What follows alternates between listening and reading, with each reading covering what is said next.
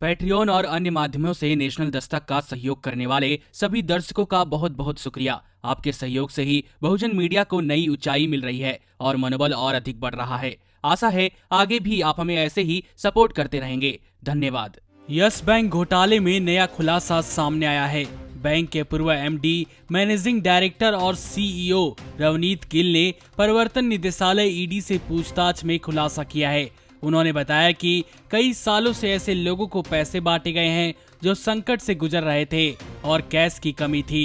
Business standard की report के मुताबिक ईडी ने अपनी रिपोर्ट में रवनीत गिल के हवाले से लिखा है कि बैंक ने कई कॉरपोरेट घरानों को नियमों को ताक पर रखते हुए लोन बांटे थे।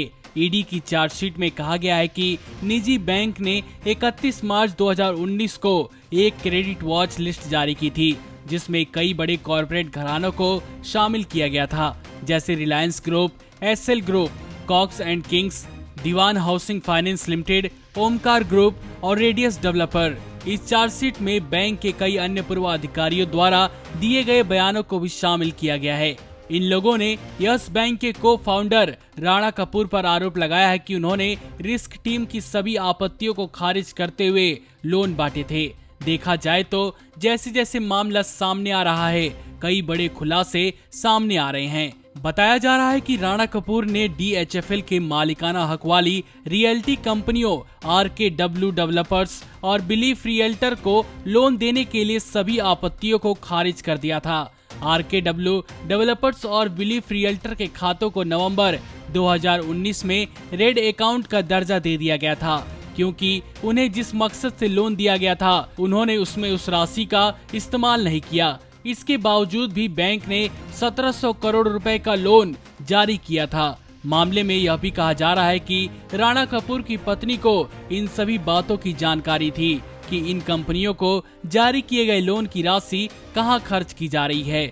बैंक के साथ की गई धोखाधड़ी में उनकी पत्नी भी शामिल हैं। यस बैंक को साल 2004 में राणा कपूर और अशोक कपूर के जरिए शुरू किया गया था, जिन्हें उस दौर में दिग्गज प्रोफेशनल माना जाता था। घोटाला सामने आने के बाद रिजर्व बैंक ऑफ इंडिया ने यस बैंक में खाते से पैसे निकालने की सीमा 50,000 तक तय कर दी थी। इतने लंबे समय से घोटाला चल रहा था, इसके पीछे क्या कारण हो सकते हैं, शायद ये बहुत से लोगों को पता भी होगा। लेकिन सवाल यह भी उठता है कि देश में जो संस्थाएं इन पर नजर रखती हैं, उन्हें इस घोटाले की खबर इतनी देरी से क्यों मिली। नमस्कार।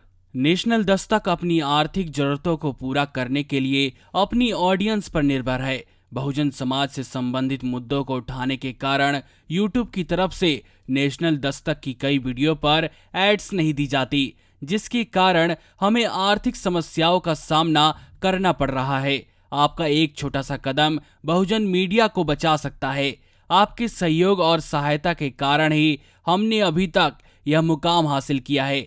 नेशनल दस्तक को आप पैट्रियन के जरिए सपोर्ट कर सकते हैं। इसके साथ ही आप अन्य माध्यमों जैसे यूपीआई, गूगल पे, डेबिट कार्ड, वॉलेट, फोन पे आदि से भी हमारी मदद कर सकते हैं, जिसका लिंक वीडियो के नीचे डिस्क्रिप्शन में डाल दिया गया है। पैट्रियन पर आप हमें प्रतिमाह $2 यानी 140 रुपए प्रति माह से हमारे साथ जुड़ सकते हैं। दूसरे माध्यमों में राशि की कोई सीमा नहीं है। आपके सहयोग से ही बहुजन मीडिया को एक नई दिशा मिली है और इसे अभी एक नए मुकाम तक लेकर जाना बाकी है, जो आपके साथ के बिना संभव नहीं है। आपसे डायरेक्ट फंडिंग से हम आपके अधीन हो जाएंगे और एक स्वतंत्र मीडिया के तौर पर समाज की आवाज को बुलंद कर पाएंगे।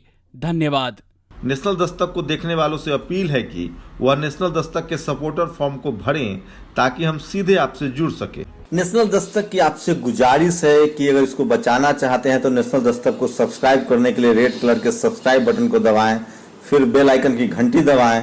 नेशनल दस्तक को बचाने के लिए बहुत जरूरी है कि हर खबर को शेयर करें, लाइक करें, कमेंट जरूर करें।